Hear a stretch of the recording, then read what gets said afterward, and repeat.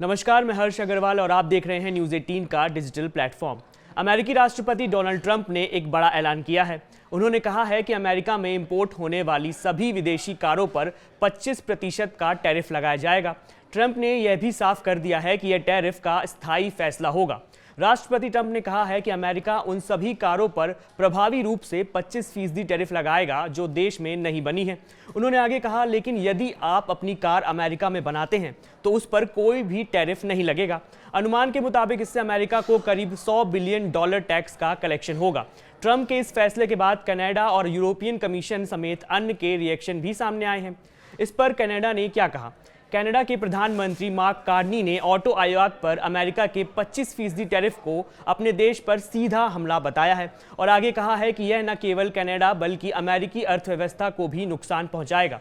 उन्होंने आगे कहा कि यह टैरिफ वॉर न सिर्फ केवल कनाडा बल्कि खुद अमेरिकी अर्थव्यवस्था के लिए ठीक नहीं है।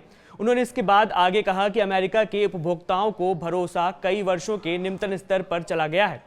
आगे इस पर यूरोपियन कमीशन की अध्यक्ष उर्सुला वॉन डेर लेyen का भी रिएक्शन सामने आया है। उन्होंने ट्रंप के नवीनतम टैरिफ फैसले पर खेद व्यक्त किया है और कहा है कि इसके आर्थिक प्रभाव का आकलन किया जाएगा।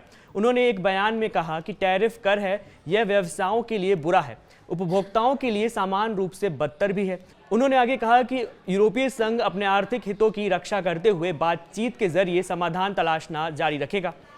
इस पर ब्रिटेन के उद्योग निकाय society of motor manufacturers and traders यानी SMMT ने चेतावनी देकर कहा है कि ट्रंप के फैसले से अमेरिकी और ब्रिटिश दोनों ही व्यवसायों और उपभोक्ताओं को नुकसान पहुंचेगा। SMMT के मुख्य कार्यकारी अधिकारी माइक हॉर्वेस ने आगे कहा कि यह कदम आश्चर्यजनक नहीं है, लेकिन फिर भी निराशाजनक है। यह एक झटका है।